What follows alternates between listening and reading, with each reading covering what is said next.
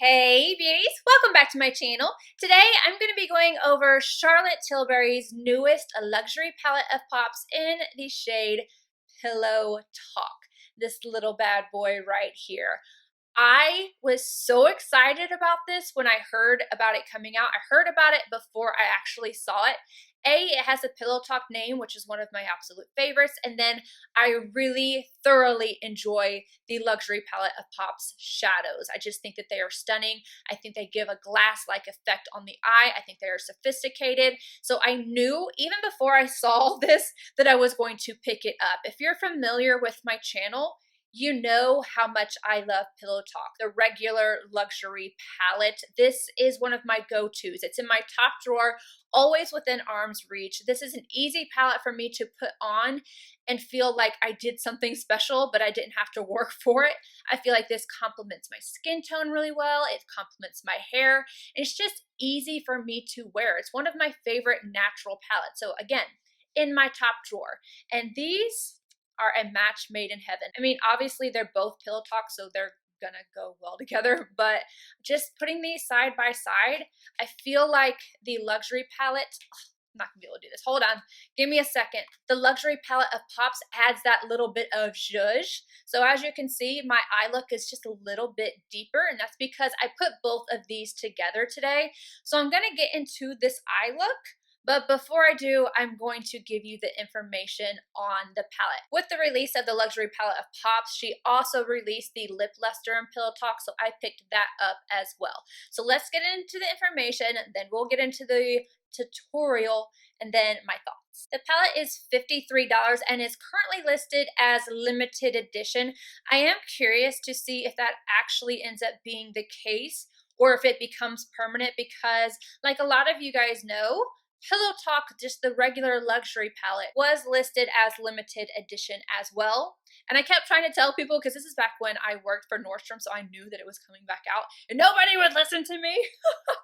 Unfortunately, I don't have that inside information anymore, but this one was originally limited edition and it came back. I don't know if this one will actually stay limited or not, but as of right now, it's limited edition. And I'm going to go ahead and show you guys the swatches of it while I read to you the description. It reads, "Darlings, adore your eyes in a divine, diamond-like, sparkling, smoky eye the world will fall in love with. My best-selling, globally loved nude pink eye palette, now with a mesmeric sparkle for bejeweled eyes that dazzle, delight, and hypnotize through party season.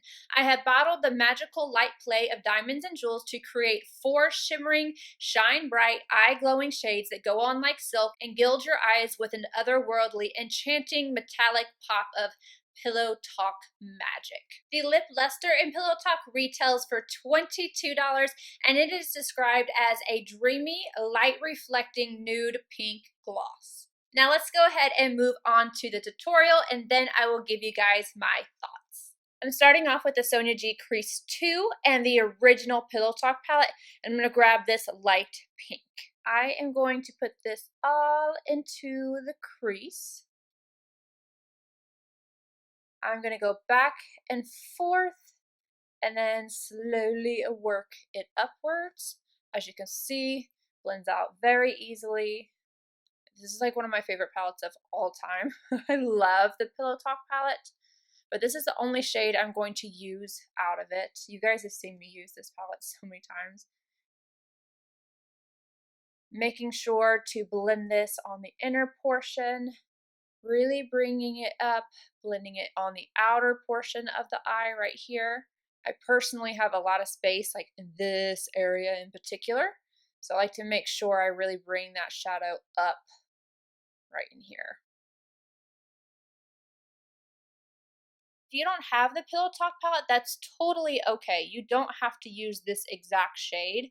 You really don't have to use a transition shade at all. I've done many looks with just all shimmer, but if you want to use something, just right off the top of my head, MAC Kid, it's not the same color or anything like that, but that comes to my mind.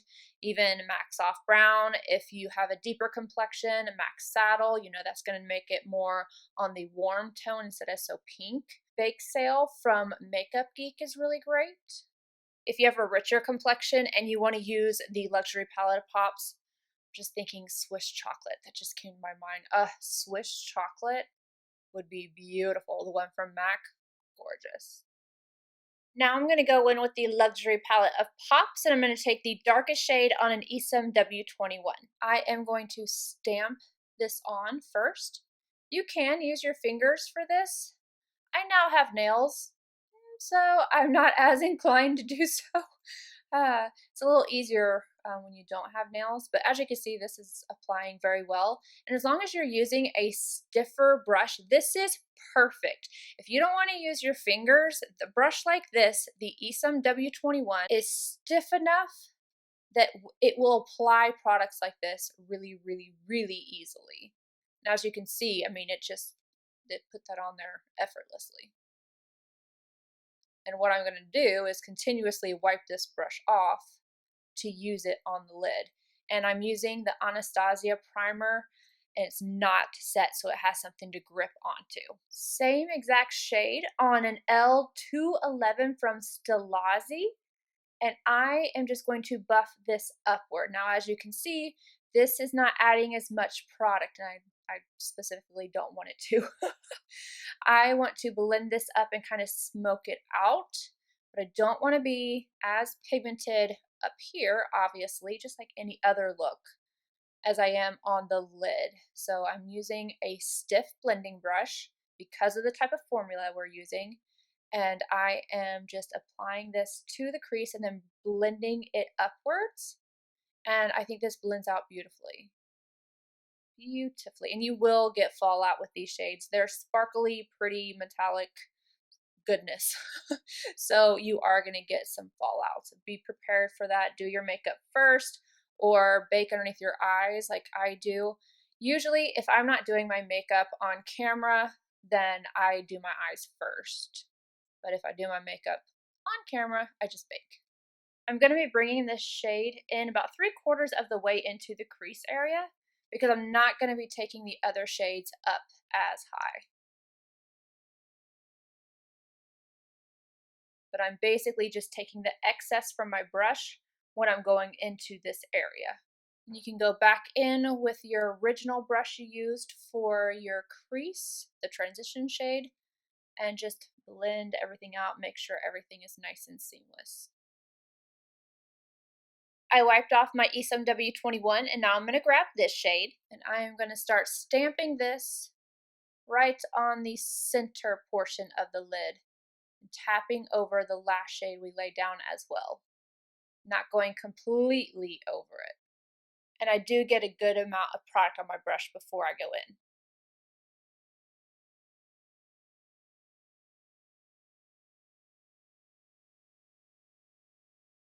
Again, I wiped off my brush, and now I'm going to go in with this shade.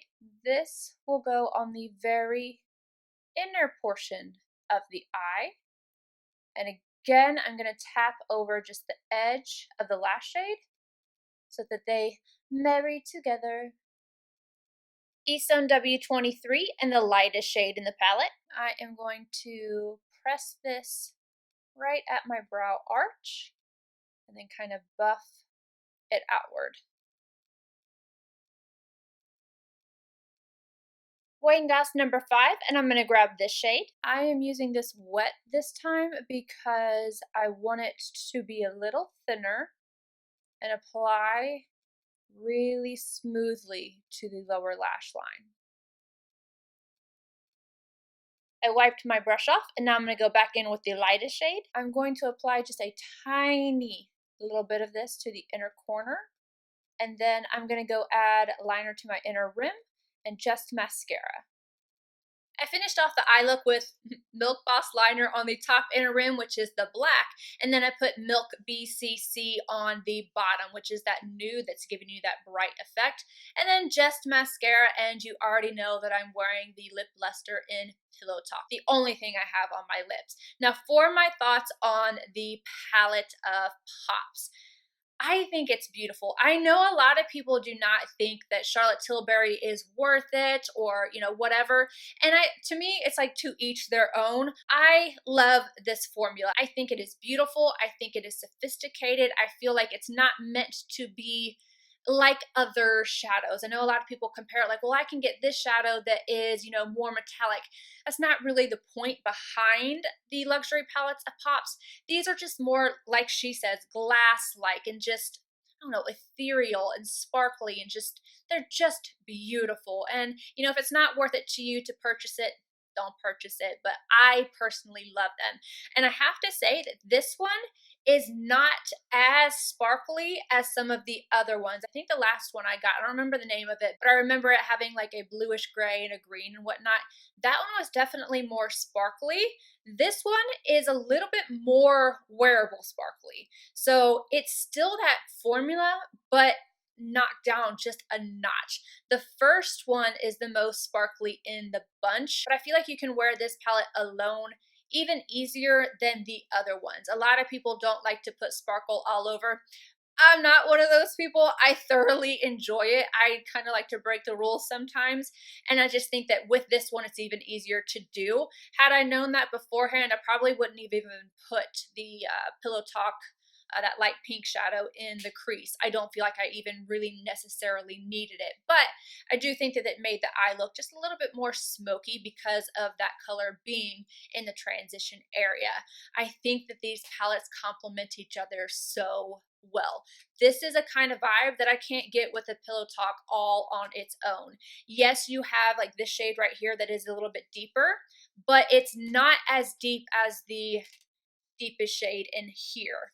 So I just think that they are stunning. And I'm going to go ahead and insert some swatches of these side by side so you can see the differences between the regular Pillow Talk and then the luxury palette of Pops Pillow Talk.